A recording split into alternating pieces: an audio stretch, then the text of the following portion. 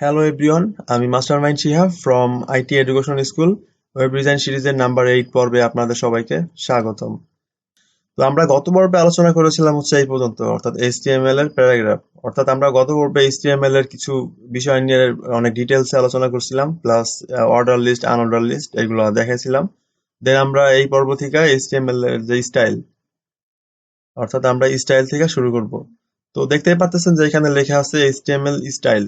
তো HTML style বোঝার আগে আগে আমাদেরকে বুঝতে হবে যে স্টাইল স্টাইল জিনিসটা আসলে কি। যেমন আমরা কম বেশি সবাই কিন্তু স্টাইল এই শব্দটার সাথে পরিচিত, রাইট? যেমন আপনি যদি রাস্তায় বের হন, আপনি আপনার ফ্রেন্ড ঘুরতে, তো দেখা যাইতেছে আপনি পরলেন একটা টি শার্ট আর আপনার ফ্রেন্ড পরলো একটা শার্ট। তো আপনি যে টি শার্ট পরছেন সেটা কিন্তু আপনার একটা স্টাইল। তো আপনার ফ্রেন্ড যে শার্ট পরছে এটাও কিন্তু তার একটা স্টাইল, রাইট? তো সেম এইচটিএমএল দিয়ে আমরা যে লেখাগুলো লিখি, অনেক সময় সেই লেখাগুলোর কিন্তু অনেক ধরনের চেঞ্জ আনতে হয়। যেমন বিভিন্ন ধরনের কালার ইউজ করতে হয়, প্লাস আমরা যে ফন্ট গুলো ইউজ করতেছি সেই ফন্ট গুলো চেঞ্জ করতে হয়। কারোর ভালো লাগে ইটালিক, তারপরে কারোর ভালো লাগে আপনার বোল্ড কোয়ালিটি। মানে বিভিন্ন লেখাগুলোর যে সাইজ, মানে আমরা যে কন্টেন্ট গুলো লিখি অনেক সময় সেই কন্টেন্ট গুলো চেঞ্জ করতে হয়।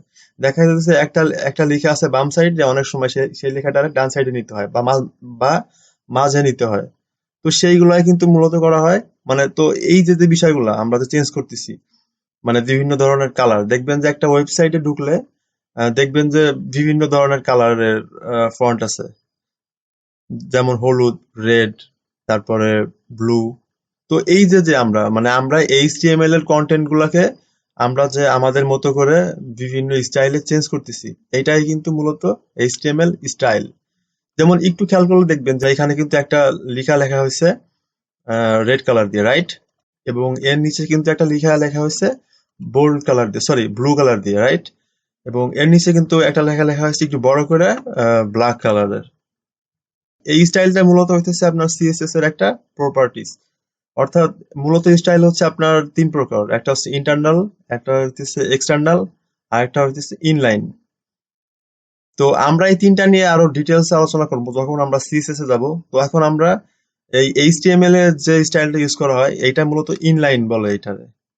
মানে আমরা এইচটিএমএল এর কন্টেন্টের ভিতরে যে বেসিক যে স্টাইলটা ইউজ করি, মানে আমরা বেসিক যে কালার কারেকশনটা করি, সেইটাই হইতেছে এইচটিএমএল এর স্টাইল। তো আসুন এখন আমরা এই এইচটিএমএল এর ইনলাইন যে স্টাইল সেটার সাথে পরিচিত হই। তো আমরা এখন নোটপ্যাড ওপেন করব। তো এই হচ্ছে আমাদের নোটপ্যাডের ইন্টারফেস। আমরা গত পর্বে এখানেই প্র্যাকটিস করছিলাম। তো এখন আমি একটা সিম্পল একটা ট্যাগ লিখি।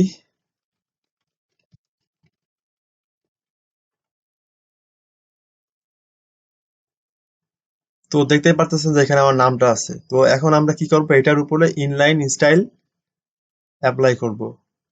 তো ইনলাইন স্টাইল অ্যাপ্লাই করার জন্য এখানে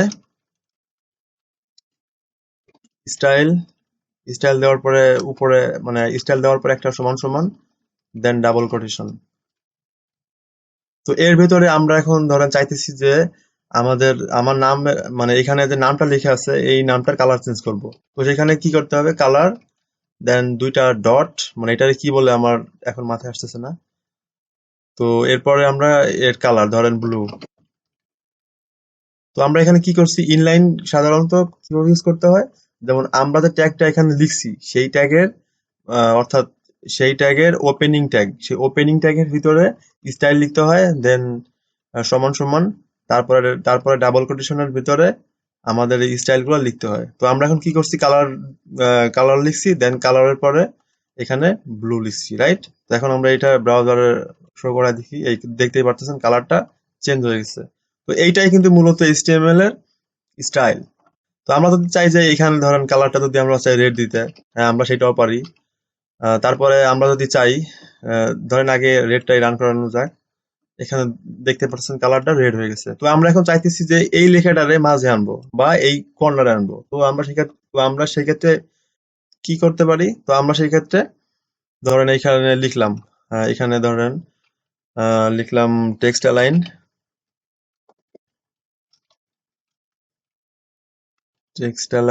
সেন্টার।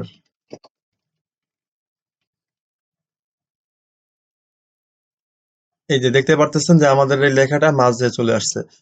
তো একটা ওয়েবসাইটে দেখবেন বিভিন্ন কন্টেন্ট কিন্তু বিভিন্ন স্টাইলে লেখা থাকে, বিভিন্ন আহ, মানে বিভিন্ন পাশে লেখা থাকে।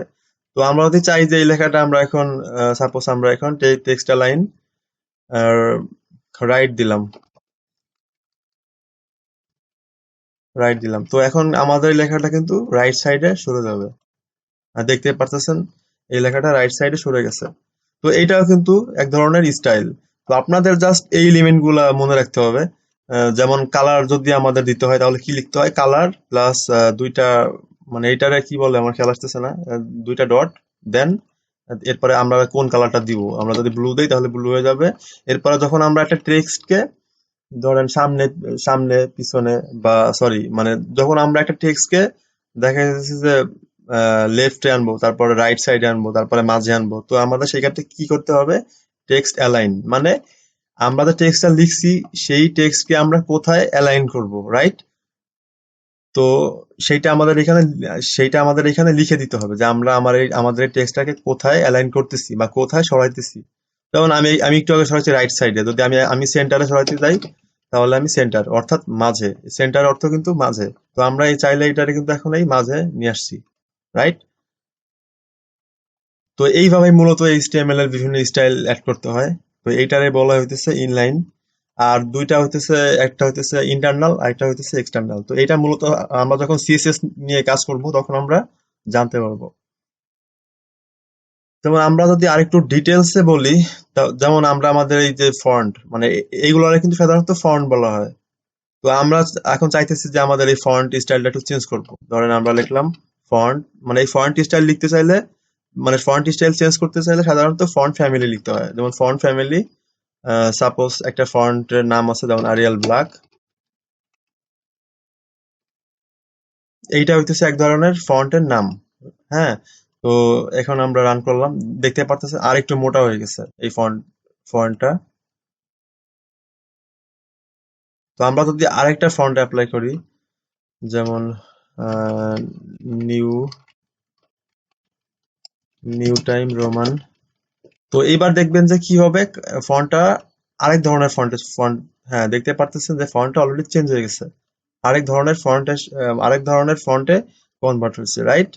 তো আমরা কিন্তু এইভাবেই মূলত, মানে এইগুলার প্রপার্টিজ, মানে আমরা কিন্তু মূলত তাহলে এইভাবেই এর কালার, মানে কালার গ্রেডিং করতে পারি। মানে এই টোটালি আমরা যে কালার গ্রেডিং করছি প্লাস এই আমাদের যে লেখাটা, এই লেখাটাকে আমরা যে বিভিন্ন সামনে পিছনে আনছি, তো এটা কিন্তু মূলত এই স্টাইলটা ইউজ করে আনা হয়েছে। মানে এইটারে মূলত বলা হয় এইচটিএমএল এর ইনলাইন স্টাইল, রাইট? এখন আমরা ডাব্লিউ থ্রি স্কুলে ফিরে যাব।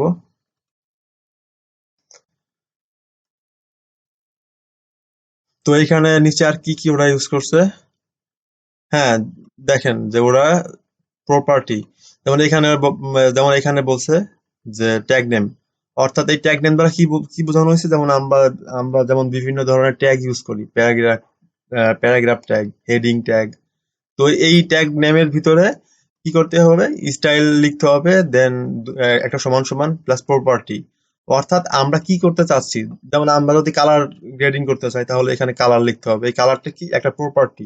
আমরা যদি টেক্সট অ্যালাইন সেন্টার, অর্থাৎ আমরা যদি একটা লেখাকে মাঝে নিতে চাই বা সামনে পিছনে নিতে চাই, তাহলে আমাদের তখন কি লিখতে হবে, এখানে টেক্সট অ্যালাইন লিখতে হবে।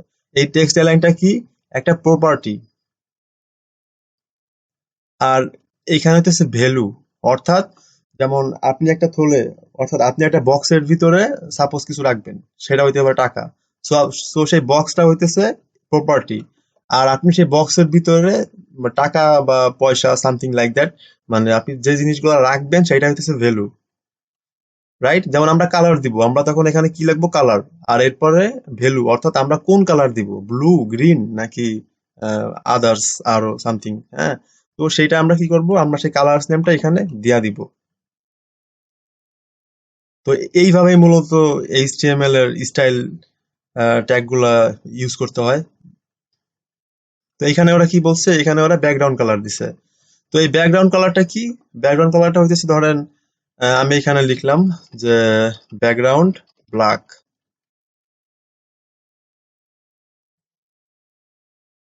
দেখতেই পারতেছেন যে এই লেখাটার নিচে একটা ব্ল্যাক কালার চলে আসছে, রাইট? তো এইটা হইতেছে মূলত ব্যাকগ্রাউন্ড কালার। দেন ওরা নিচে আর কি বলছে, তো আপনারা একটু এইগুলা মানে আপনারা আপনাদের মতো করে এই সাইটটা ঢুকবেন এবং এগুলা একটু প্র্যাকটিস করবেন। তো আমি যদি সবগুলা মানে সবগুলা নিয়ে কথা বলি তাহলে ভিডিওটা অনেক লং হয়ে যাবে। তো যার কারণে মানে আপনারাই প্রবলেম ফেস করবেন। তো এই জন্য আমি মূলত প্রত্যেকটা মানে এখানে যতগুলা বিষয় আছে আমি ঠিক ততগুলা বিষয়ের কয়েকটা নিয়ে আলোচনা করব এবং বাদ বাকিগুলো আপনারা এই সাইটে এসে দেখে নেবেন। মূলত আমার এইটাই ছিল উদ্দেশ্য। কারণ আমি চাই যে আপনারা ডাব্লিউসি স্কুল ধরে বিভিন্ন ধরনের প্রবলেম সলভ করা শিখেন, প্লাস আপনারা আপনাদের মতো করে যাতে শিখতে পারেন ডাব্লিউসি স্কুল ধরে। কারণ ফিউচারে আপনাদেরকে এই সাইটটা অনেক হেল্প করবে। কারণ যারা প্রফেশনাল ওয়েব ডিজাইনার বা ওয়েব প্রোগ্রামার, তো তারা মূলত এই সাইটে তারা দেখা যাচ্ছে তাদের এই সাইটটা অন করা অলরেডি থাকে। ব্রাউজারে একটা ট্যাব ওপেন করে তাদের এই সাইটটা অন করা থাকে, কারণ অনেক সময় অনেক ধরনের প্রবলেম পড়তে হয়, কারণ সব এলিমেন্ট গুলো সবার মাথায় থাকে না।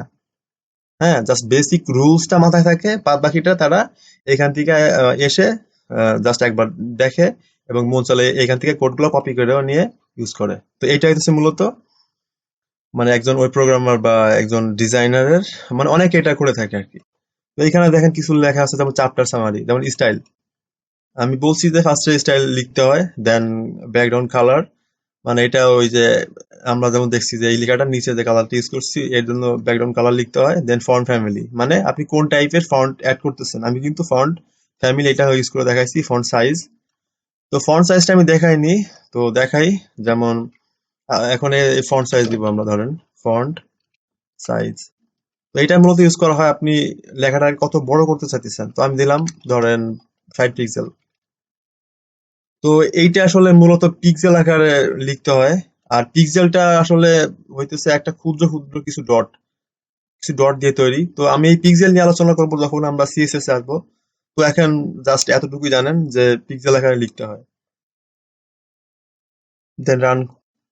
তো দেখতেই পারতেছেন যে আমি 50 পিক্সেল যখন ইউজ করছি তখন এটা অনেক বড় হয়ে গেছে, রাইট? তো এইটাই হচ্ছে মূলত ফন্ট সাইজ। আর টেক্সট লাইনের ব্যবহার আমি অলরেডি দেখাইছি।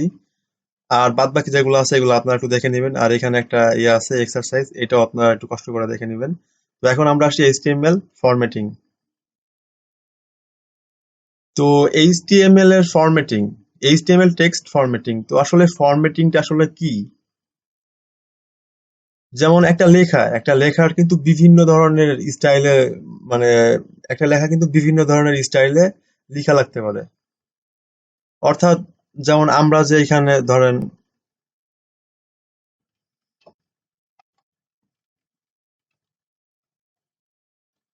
আমি এখানে একটা ধরেন আমি এখানে প্যারাগ্রাফ ট্যাগ ইউজ করে এখানে একটা কিছু লিখলাম। ধরেন আমি এখানে আমার নাম লিখলাম।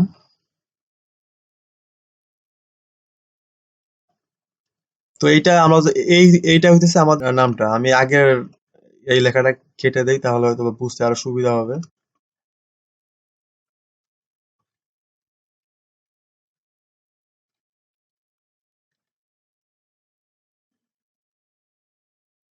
হ্যাঁ, তো এই লেখাটা কিন্তু আমরা মাত্র প্যারাগ্রাফ ট্যাগ দিয়ে লিখছি।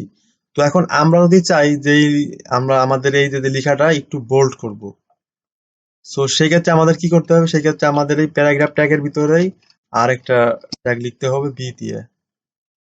মানে বি দ্বারা সাধারণত বোল্ড বোঝানো হয়।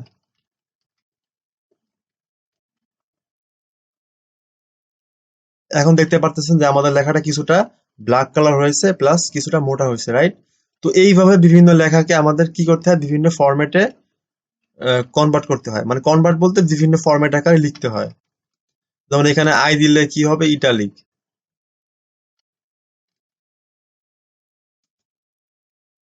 তো আমরা যদি এখন রান করা আমরা দেখবো যে একটু একটু বাঁকা হয়ে আসতেছে, রাইট?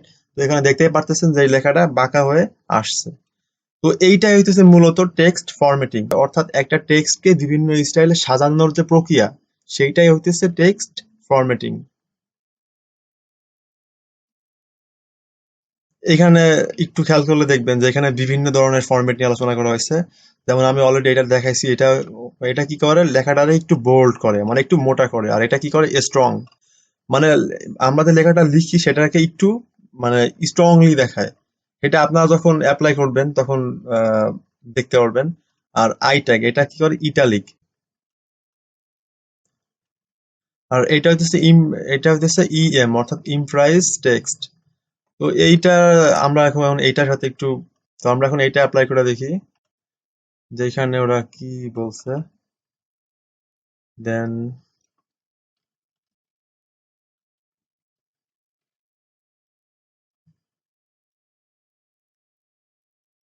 তো এটা তেমন কোনো কিছু বোঝাইতেছে না, কারণ এই ট্যাগ গুলার ইউজ একটু কমই হয়, তো তারপরে ওরা দিয়ে রাখছে।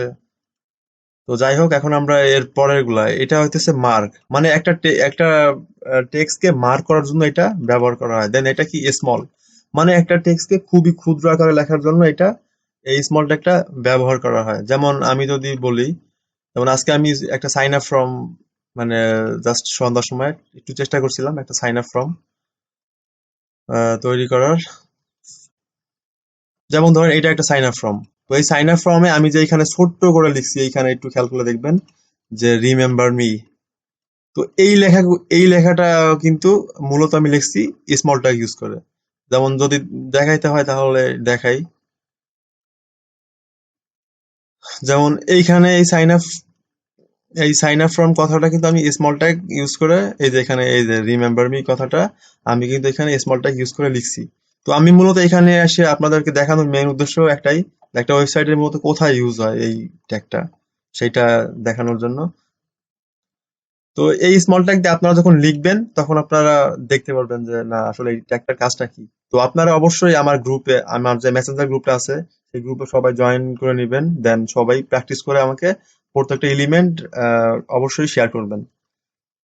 যেমন এটা কি, এইটা ইউজ করা হয় হচ্ছে ডিলেট, অর্থাৎ একটা লেখাকে ডিলেট আকারে দেখা যাবে এমন কিছু, মানে একটা ওয়েবসাইট থেকে একটা লেখা মুছে দেওয়া হয়েছে এমন বোঝানোর জন্য মূলত ডিলেটটা ইউজ করা হয়। যেমন আমরা যদি এখানে স্ল্যাশ ডিলেট দেন রান করানো যাক, আমি দুইবার দুইবার করে লিখছি যাতে আপনাদের বোঝানোর সুবিধার্থে। যেমন এই যে এখানে ডিলেট, রাইট। তো এইভাবে মূলত আপনারা প্রত্যেকটা আহ, এখানে যে এলিমেন্ট গুলো আছে অর্থাৎ ফরম্যাটিং গুলা প্রত্যেকটা একটু প্র্যাকটিস করবেন, তাহলে কি হয়, তাহলে আপনাদের জন্য অনেকটা ভালো হয়, প্লাস আমার জন্য, মানে ভিডিওটা অনেক লং হয় না, প্লাস আপনাদেরও বুঝতে সুবিধা হয়। কারণ আপনারা এই সাইটে এসে যত প্র্যাকটিস করবেন তত আপনাদের জন্য বিষয়টা ইজি হয়ে যাবে। তো এখন আমরা আসি, তো একটু ভিডিওটা দেখি। ওপস, ভিডিওটা অলরেডি 20 মিনিট পার হয়ে গেছে, তো আমরা এখানে স্কিপ করতেছি। তো আজ এই পর্যন্তই, দেখা হবে পরবর্তী কোনো ভিডিওতে। See you again next one. Bye by.